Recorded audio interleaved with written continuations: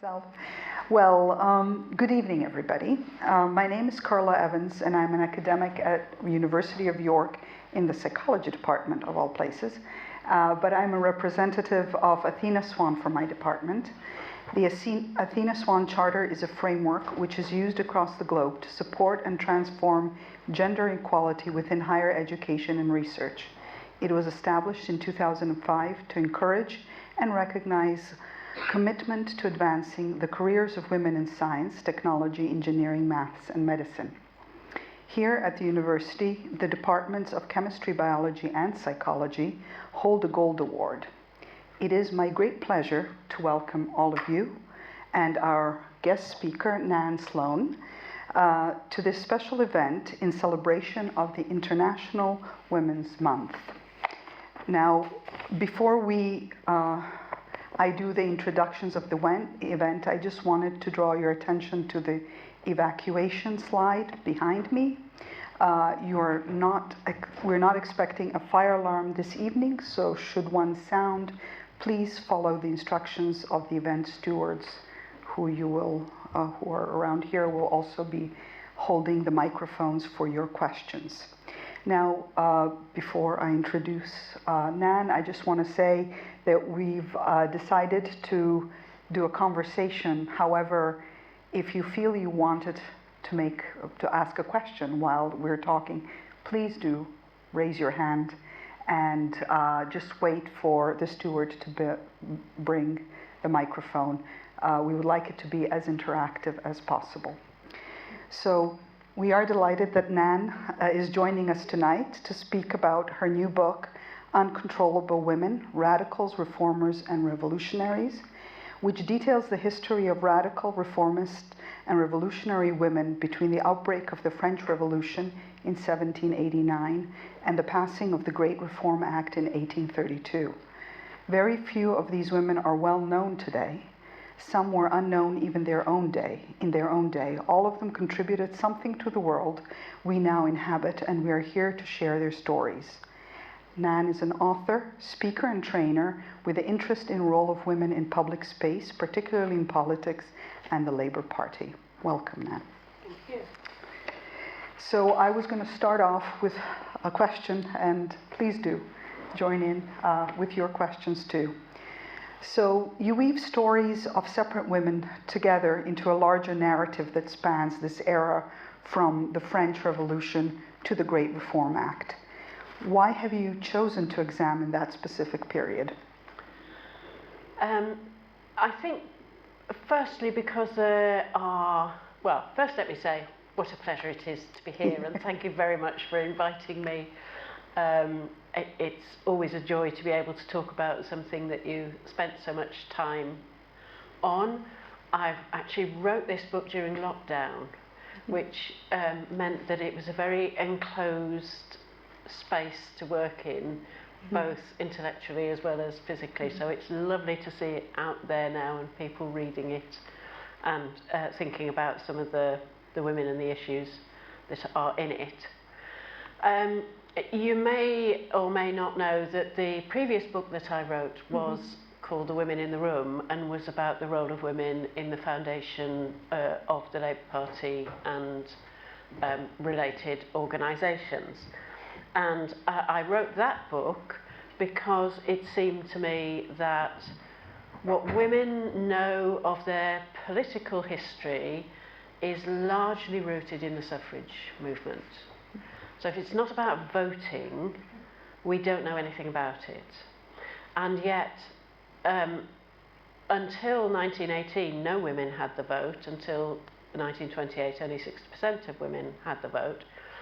And the suffrage movement was of relatively short duration when you look at the spread of history and take it from the sort of early 1860s onwards. And yet that seemed to be all that we knew. And so I started by looking at what else women were doing at the same time. And then when I was doing the research for that, it became evident to me that there were other women before that who were doing things that were of interest. but that had nothing to do with the female suffrage movement, because there was no female suffrage movement. And because even the idea that there should be female suffrage was beyond people's imagine. You know, Mary Wollstonecraft said she would propose votes for women, but she knew people would just laugh at her if she did, so she wasn't going to. And so I wanted to know what else women were doing before the suffrage movement even started. And then it was a question of where do you start and where do you stop, and it just seemed that two major events were two bookends. So the French Revolution, massive upheaval, sparked a whole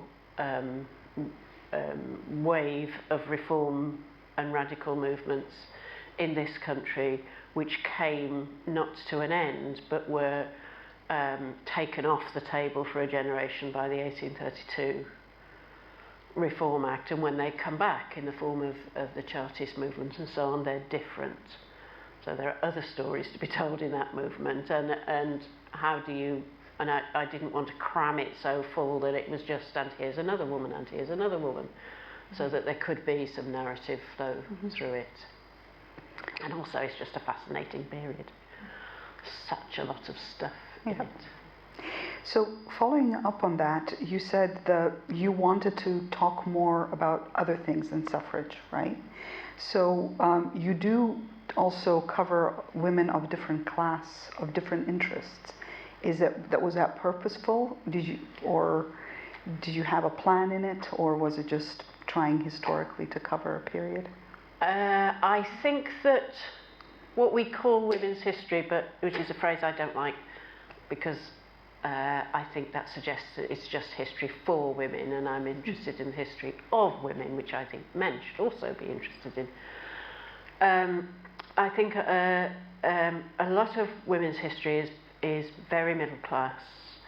It's rooted in, a lot of it is very literary. So women who had access, and a lot of women did have access to publishing and access and were able to write and so on, but they tended to be very middle class. Working class women were clearly doing things. As soon as you look at the history of the period, working class women were active in every movement that there was, but they are much less likely to be known about. They didn't write biographies or autobiographies. They didn't, very few of them wrote political material.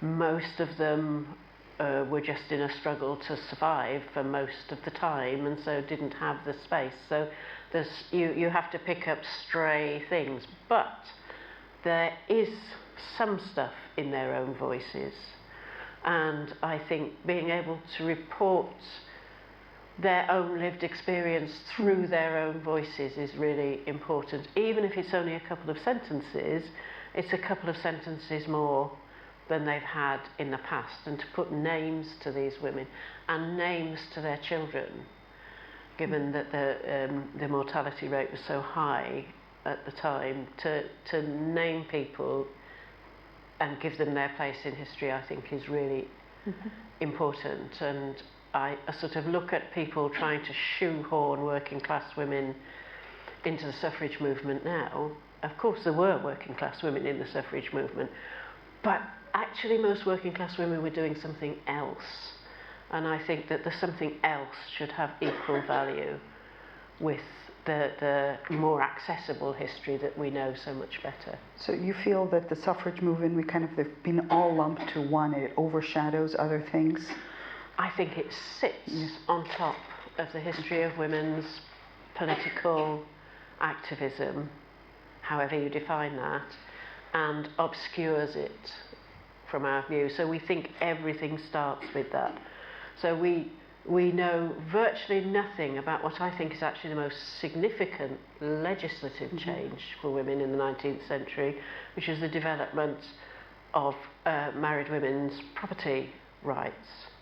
Because no property, no vote. If you have an electoral system which is predicated on property, and your demand is the vote on the same basis as it is or shall be awarded to men, you're building in a property qualification, and yet no married woman could own any property of any kind.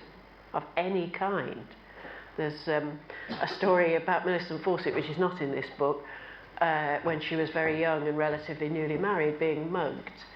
And they arrested the mugger and took him to court. And she went to court because she wanted to see what happened. She was interested. And she was absolutely shocked to find him charged with the theft of a person, 1 and 6pence or whatever it was, the property of Henry Fawcett. And she appeared nowhere in the case. And that made her start thinking about property rights. And without those rights, we don't have the lives that we have now. We might do if we didn't have the vote, but we wouldn't do if we didn't have the various property acts that went through. So I think the suffrage movement is important. It really matters. Obviously, I have a political background. I think about politics. I work in politics. I do all kinds of things. I think the vote is really important, but I don't believe it is the only thing, and I don't believe it should be the only thing that defines the history of women as political entities. Yeah. It also reflects how you, the women that you've chosen to write about, they don't really neatly fit with the value system we have today. And yet you do not shy from talking about them, and you do not try to make excuses for their beliefs or actions, but rather try to portray life of women as it is. Is there a deeper reason? I assume it was that reason behind this, or just being historically correct? Well, I'm not an academic historian, and so I don't know whether I come to it through the same lens or come to it differently. It seems to me that if you're going to write history, you have not to try to force women into the mould that you would like them to be.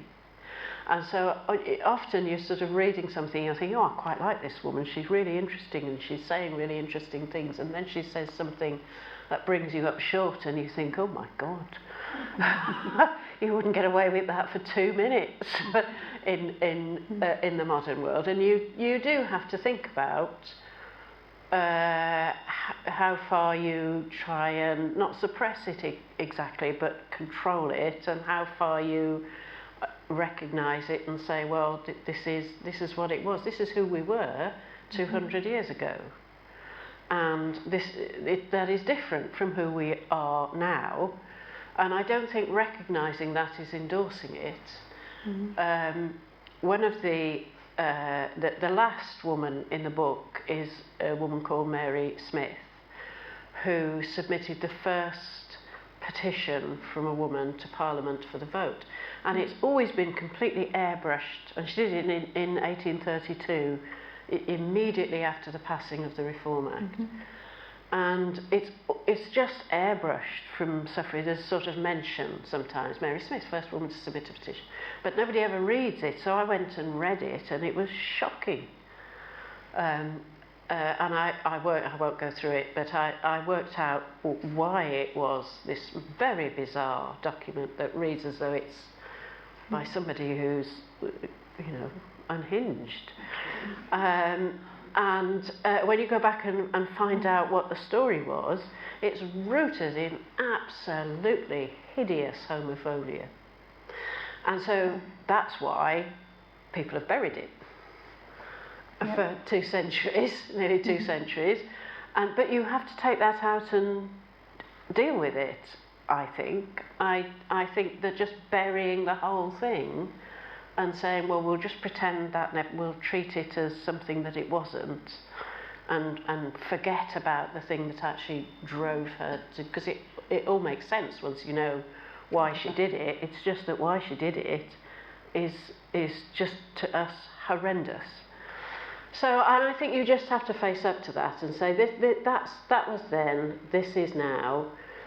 Many of these women who say and do things that you think, really?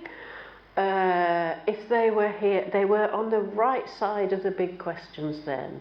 they would be on the right side of the big questions now. If they were living now, they would not hold the opinions that they held. They would be involved and engaged in the debates that we're having now. And so I don't think you can condemn people out of hand. I do think you have to recognise that some of the things that they said and believed are just plain wrong on every level, and you know, if you don't recognise that, then I don't think you can deal with them honestly. But I also think if you try and turn them into somebody else, you can't deal with them honestly either. And also their motives for doing things become inexplicable if you don't understand what they were, or you just want to airbrush what they were because it's too uncomfortable. Yeah. Well, it's kind of the being politically correct and this problem backlash of trying to put everything into one mold. Yeah. And this is really refreshing reading on this. So you've told us a little bit about different characters, well, different women that you talked about. So I wonder, I know it's a hard question, but which one of these women would you find or that you admired the most or liked the most for different reasons? Maybe one or two that you... I mean, I think, well, I always start this question by saying, I put to one side the women of Peterloo because although I have told some of their stories and named them, and the sheer courage and tenacity of those women is impressive, and in a way outweigh a lot else, but we don't actually know enough about any of them. We just have little snapshots of them on that one day, or a few days running up to it, or a few days after it. So of the women that we know a little more about, I would normally, I think, pick two actually.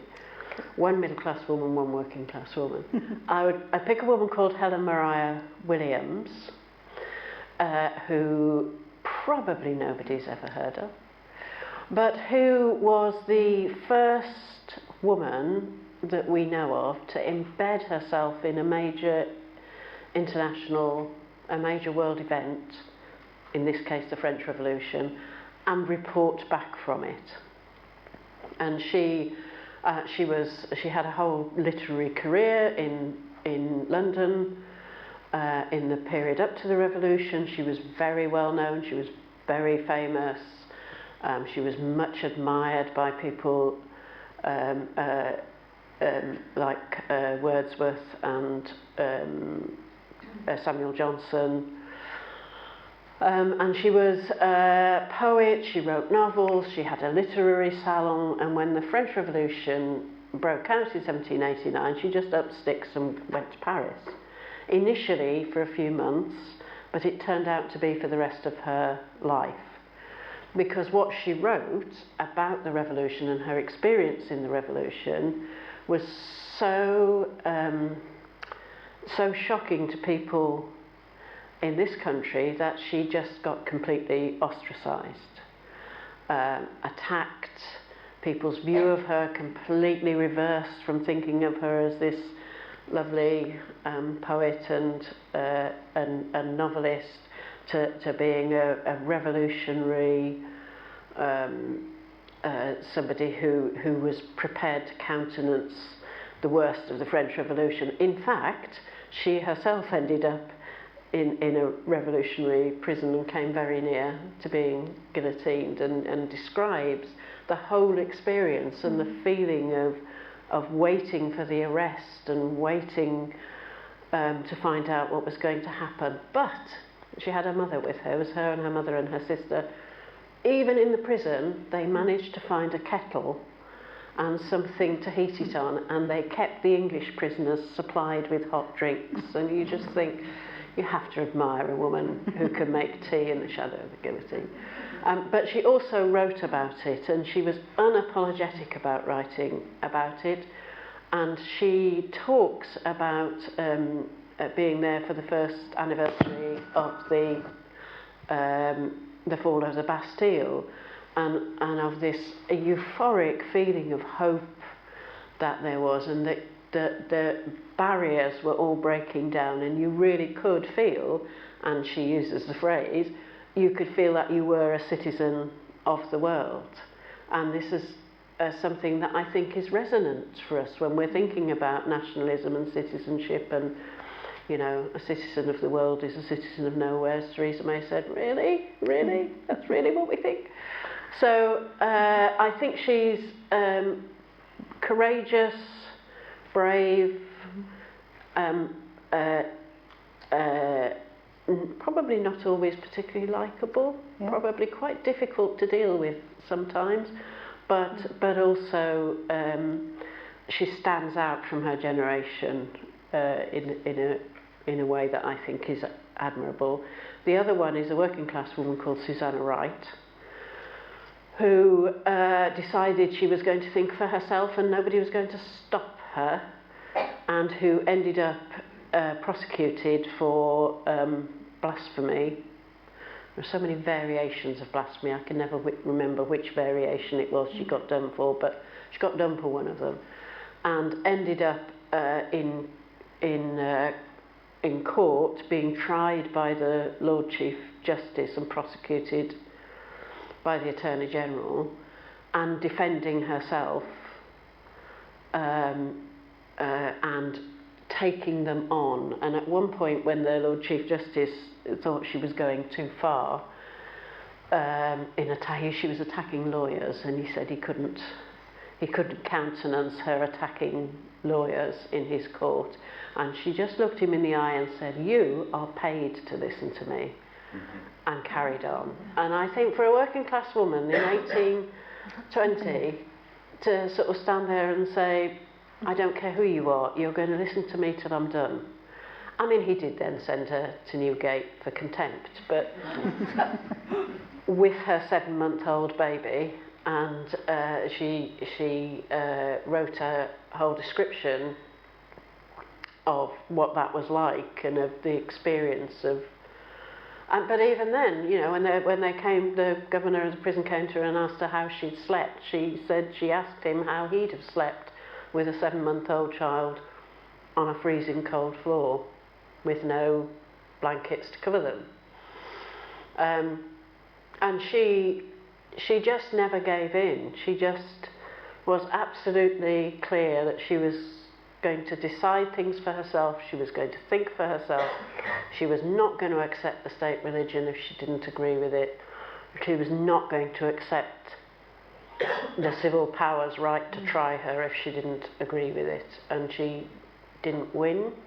I mean, she won in the sense that they eventually let her go because they were not winning the argument on a wider level. And she certainly suffered for it. But she's an inspirational character, I think. Oh, those are very interesting choices. I really enjoyed it. So, why do you think that the British society had such a different response to the French Revolution in comparison to the rest of Europe? Why was your first character so ostracized? Why is it viewed so badly? Terror. Yeah. They were, and this wasn't unique to Britain. I think most countries looked. I mean, they were all almost all monarchies at the time, and I think they all looked at it and thought this is not good. But I think even in this country, at the beginning, there was a sort of an acceptance that the French system had been so oppressive and so had ground people down to such a level that it wasn't surprising if there was then some kind of outbreak of violence. I think Mary Wollstonecraft says something about if you give, which tells you Mary Wollstonecraft's view on class, but that's a separate issue. If you give children edged tools, they will do damage. So there was that sort of feeling at the beginning that it was all, it would work itself out. I think once it came to executing the king, at that point, there was a definite shift. And of course, in this country, we have experience of executing a king.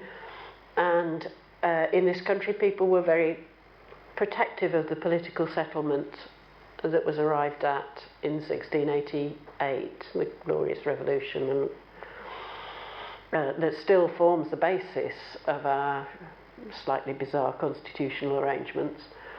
And they felt that they had a perfect democracy, that they had freedom, they didn't need more liberty, they were fine. This country was fine. It was the best country in the world to live in. There was no country better than it. We'd got everything right. We were an example to everybody else. Stop me if you've heard any of this before recently. And a revolution had to be stamped on at all costs. And so at that point, there was a big shift into repressive government, into repressive legislation, and into desperate attempts to make sure that the whole thing couldn't be replicated here. Which of course it wasn't, but it came very close on occasions. So I wanted to switch a little bit and go to from the detail more higher, more broad, and ask, do you have is there a main aim or goal to writing this book? I mean, is there an overreaching message you wanted to convey with this book, apart from just, shall I say, opening up a hole, plugging a hole that is missing? That our ancestresses are far more interesting than we think they are. Okay. That the challenges that they faced were far greater than we give them credit for these days. I think it's almost impossible to put ourselves in the position of women 200 years, of any class 200 years ago, because certainly if you were a married woman, you simply didn't exist, and most women were married women because that was the only option available. And you literally cease to exist. And even radicals like James Mill, father of John Stuart Mill, who wrote and thought a lot about constitutional issues, simply said, women and children, we don't need to think about women and children because their interests are encompassed in those of their husbands and fathers. So we don't need to think about them. And for that to be something, if you said that now, there would be outrage. If you said it then, everybody went, well, yes. What is the problem? And I think one of the quibbles I have about some of the modern fictional stuff is that we create these strong women. We're obsessed with women being strong. And we insert into history women who are essentially modern women. And when we do that, we erase the actual struggles that women went through, and all the little triumphs and the stepping stones that there were to get us to where we are today, which is, the job is not done, but it's a lot closer to being done than it was 200 years ago, 150 years ago, when Millicent Fawcett didn't own the clothes she stood up in. And that could be fine if you had a sensible, reasonable husband, but unfortunately, a lot of women did not have sensible, reasonable husbands, and didn't have sensible, reasonable fathers either. And so every little milestone is actually a major milestone for our progression as a society. And it isn't just about the women, it's about every time you change conditions for women or you change rights for women, you change the nature of society. And of course that's why people fought so hard against it, because by and large people don't want to change the nature of society. They want it to stay as they understand it. and they don't understand it, and certainly didn't understand it in the 19th century when women were doing things like speaking. Well, I can really relate to that, because many of my mother's choices I questioned and judged her, especially when I was younger, and just a generation before. And yet I think that's a very insightful way of looking at it. And I'm sure my children are judging me in a way, and that's just normal, and it's good to have that. I guess the idea that you've put in with, showing the women as they were without airbrushing really puts that message forward. I hope so. So I have one more question now that we've went back into history. I wonder, having done this research, do you see any parallels in today's society with a period you describe in your book? And are there still things that have changed little for women in modern British society, do you think? In general, there are some really obvious parallels. I mean, there's a British isolationism and all the discussion over what the nature of the relationship with European countries and with what was then very new United States should be. All sorts of debates and arguments around various forms of imperialism, and lots of discussion around discrimination. One of the women that I write about in the book is called Anna Letitia Barbauld, who wrote about discrimination. She was actually writing about religious discrimination, but much of what she wrote applies to is recognisable as and you could put some of it down in an article about any form of discrimination now, and it wouldn't be amiss. So lots of those things are very similar. I think in terms of women, that our position now, legally and socially and financially, is so different that it's very hard to draw parallels. I think there are parallels in once we come to thinking about women's voices and how they are used, how they are controlled, how they are policed, how women in the public space are attacked. I think some of the people who were writing in the early 19th century would have a field day if they could have access to Twitter. They would have given it a real go. And all the chapter headings in the book are taken from attacks on women of various kinds. So I think that's a theme that runs through the whole of the history of women in the public space, that there is a resentment about them being there in some quarters, not in all quarters, and that we haven't sorted that out yet. I think that there are parallels in the sense that although women have a completely different life in many respects, there is still this question over what women can and can't do, what women are and are not fitted to do, what women's brains are or are not. You would know a lot more about that than me, but this whole question of the there is that whole area of sort of what 200 years ago was that really heavy-handed undermining of women doing anything at all, and now is a much more subtle undermining of women doing anything at all. The difference is that 200 years ago the woman who ignored it was in for a really tough time, and now the woman who ignores it can choose how she does that, has lots of options open to her. The big difference for women is that we have birth control.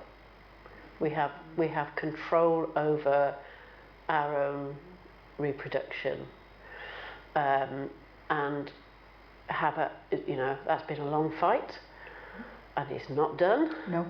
by any stretch of the imagination, and it is so fundamental to people's view of what women are and what their role in society is that that's not surprising. Most of the women that I write about, if they were married, their lives were dominated by annual pregnancies. And we have no idea what that was like, because hardly anybody in this country now is pregnant at least once a year. And just the impact of that on life, on health, on finances, on family life, on your ability to do anything other than find food is unimaginable now to us.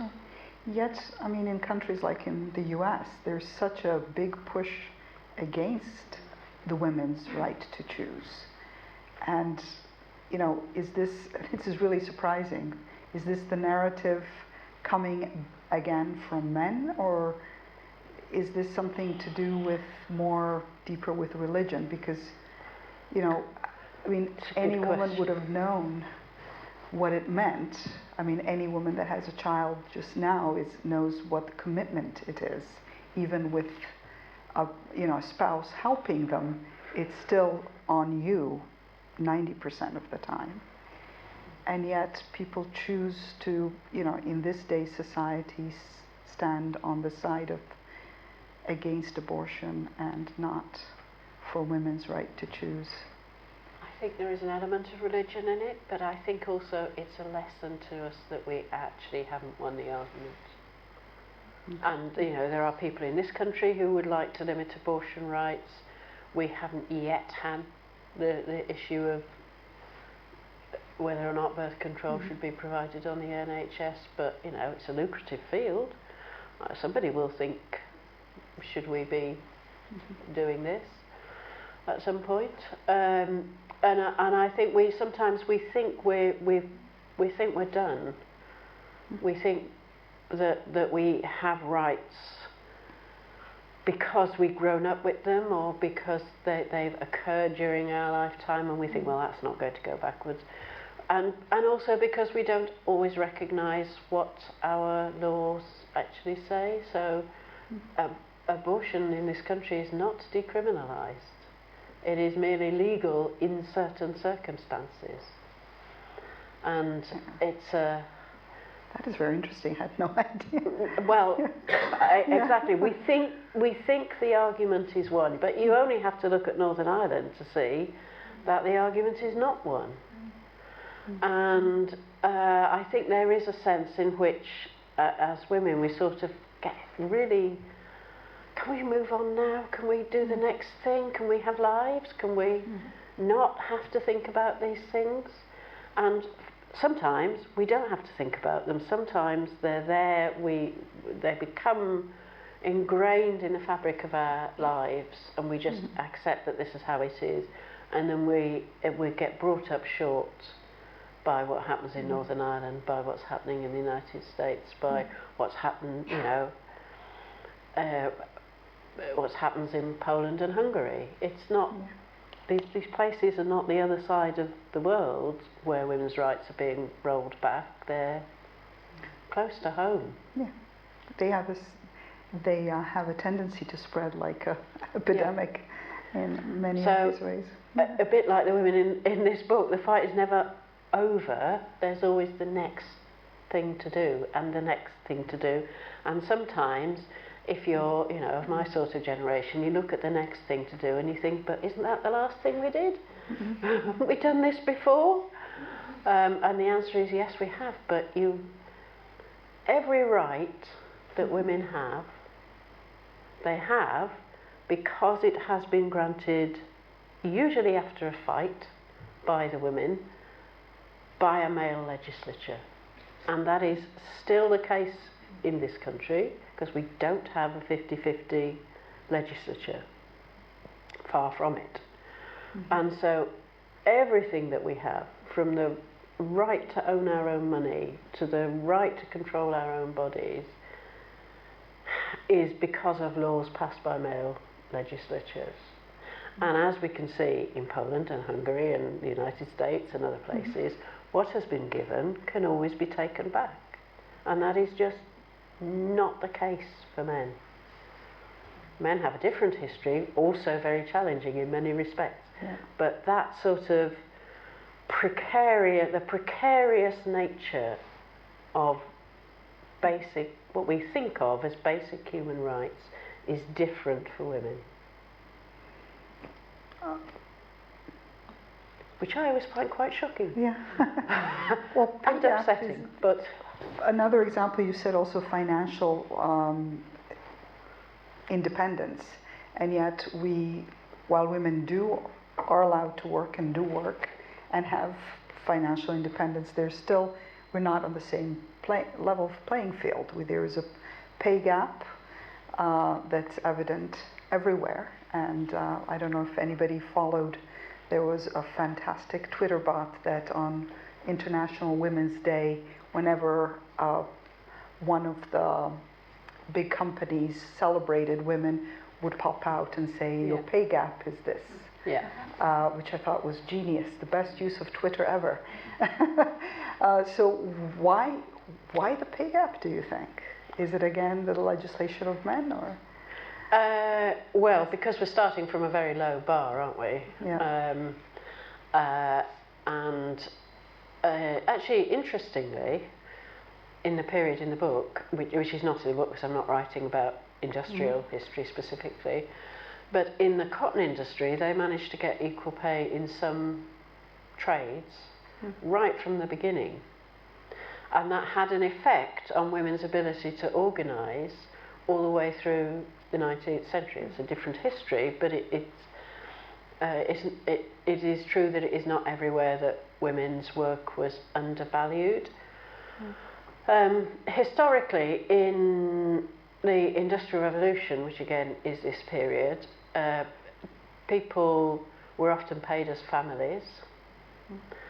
There was the whole idea, which still exists, of the family wage, which is a wage paid to a man large enough to keep his family so that his wife and children did not have to go out to work. That still operates psychologically, if not in actual fact. Why do women need to be paid? Because they're not responsible for paying the bills, even though we know that is not necessarily true. But I do think the bottom line is that women's work is just undervalued. And I think it is very interesting that at the moment, one of the ways of forcing women back out of the workforce, or of reducing the workforce so that the position doesn't look quite as bad as it might be, is to force women out of the workforce, and to do that by simply failing to support the childcare sector in any way, and thus making childcare so expensive, eye-wateringly expensive. That's what they do in the States. That it's inaccessible to women who are not earning substantial salaries. And you know why we assume that impacts more on women than it does on men, and we all sit there and say, well, that is wrong, men are parents too, this should but in the real world we know that it does impact more on women than it does on men, that it is women, because women are more likely to have the lower salary in the house. And so if one salary's got to go, and the impact of an episodic employment history is considerable on women in any case, and so that by the time you've got to that stage, it is likely that you are earning less than your partner. And so we are going to see a drift of women from the workforce, because why do we need them? We have men. And we always start from the point of view of what the economy needs, not from the point of view what human person of what's the human need, and what do women now expect from their lives. Women have always worked. The women in this book, the working class women in this book, worked. Well, they work at home. I mean, work at home is never valued, No. ever. No. You know, nobody considers, never paid, No. never considered, but it's No. it's essential, right? Exactly. Family. But if you're removing women from the paid workforce and saying to them this unpaid and therefore unvalued work is what we expect you to do, that's telling about what your view of women's contribution, not just to society but to the economy, is. So it's not good, is it? No. I took all the pleasure of asking the questions. Please, yep. Can you come?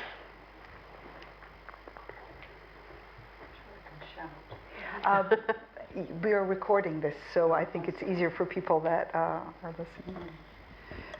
Could I ask if J.K. Rowling would be one of your heroines if you were writing a book about modern times, in that she's brought up the subject of biology/gender for women, which seems to be an increasingly large issue nowadays?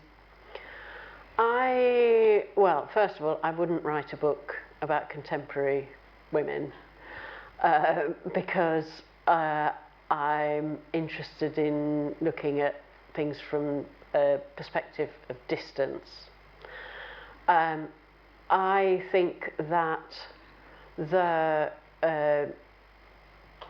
I do not think that people should be prevented from, and women in particular, should be silenced in the public space.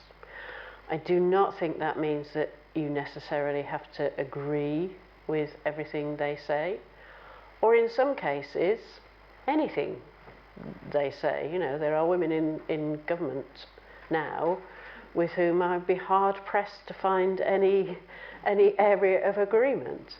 But I wouldn't for that reason remove their voices from the public space, and I think we should be very careful before we start silencing people, and particularly silencing women.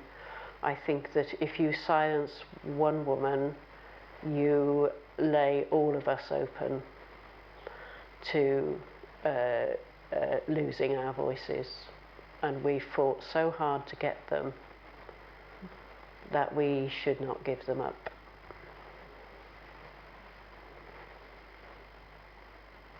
Yeah, it seems this whole idea of transgender is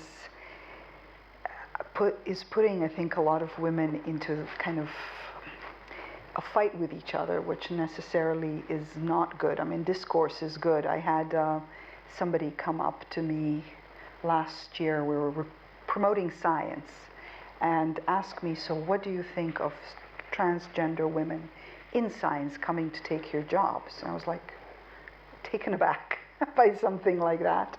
And do you think they are coming to take? I mean, it just seems from a group that's been being suppressed, again being asked to make decisions on yet another group that's being suppressed. I think that we need to be really careful about how we discuss any of these issues.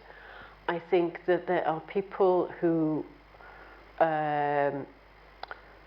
I think all of it gets dragged into the culture wars, whatever they are, except that what they are is a means of taking us backwards into a place where the norm is something that I suspect to many people in this room, whatever their views on that particular issue, would be unacceptable.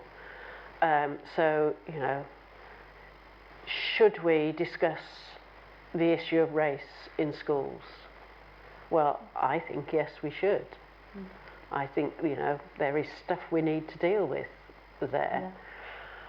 But if you look at you know, what some people would like to happen, what they would like is a very sanitised version of British history taught that says race is not a problem, gender is not a problem, sex is not a problem, That there is no oppression, we're all wonderful, our history is an example to everybody.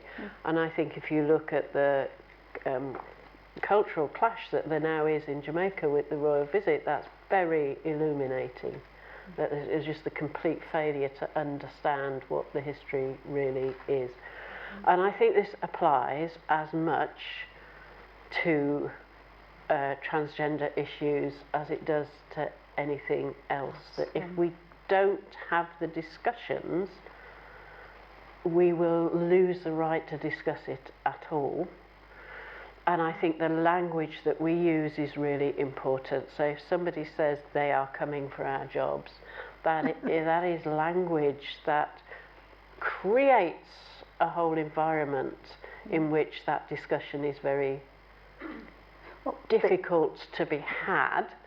I think there are discussions to be had, and there are difficult issues to grapple with, and that it happens to be now that we have to grapple with them. But they're not new, are they? I mean, there have been transgender people throughout history. Just as there have been gay people throughout history, and you know, people of different races throughout history. It's just that this is the time for this one, and I do think we should be careful, and I think the women's movement should be careful that it's not wiped out by it. By the discussion. Or by the virulence of the discussion, not by the discussion itself. Any other? Oh, there's a question up there. Last row. Thank you. Fascinating. I would like to know what kind of historical primary sources did you use to engage with the voices of these women? Well, that was a bit of a challenge, because as I started doing the research for it, lockdown happened. And all the libraries closed and all the archives closed. So I was the book itself, that had an immediate impact on what was in the book itself, because there are some women that I would have included, but I couldn't access enough material about them to make them interesting enough, or to have anything in their own voices, because one of the criteria I used was, can I actually put these women's own voices in it rather than my voice interpreting them. However, there's now a lot more stuff online than there used to be. Thank goodness for books, because you can buy them, buy second-hand books. And there are lots of texts that are more accessible than they used to be. Luckily, quite a lot of what I was looking for in the National Archives was digitised and therefore accessible. And newspapers, which I've always relied on heavily for accounts of public events, are easily accessible online, going back into the 1780s. And then the criteria was really anything that was in one of the women's voices. So their own publications, case of middle class women, their own publications, speeches sometimes, not in the early days, but for the later ones, letters, and reports in the media or in the press. For the working class women, obviously much harder, because not writing books, not publishing pamphlets and poetry and so on. But there are bits and pieces. So there are so in the 1810s, the government was quite intent on rounding radicals up, and at various points held people without trial for long periods, and in one of these it intercepted the letters that women wrote to their husbands, and given, you know, this is England, and so we have a bureaucracy, and so if you intercept a letter, you file it somewhere, and then you put it in the National Archives, and then you digitise it, and, you know, there is some woman from 200 years ago writing to her husband saying, I've got no money to feed the children with, and I haven't got any shoes, and this is terrible, but have you seen that women are organising, and they will get stuff done. So that there are those, you can find them if you look. There are reports in the press. Susanna wrote letters which were published in the press as accounts of her own experience. Her speeches in court were written down. So we have, might not be exactly what she said, but it's close enough, and you can certainly see her in a lot of it. You can see her personality come out. So it's not easy, but it is possible.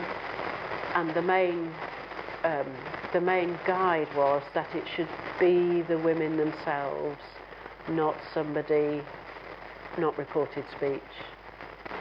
There are one or two that are reported speech, but most of them are their direct voices.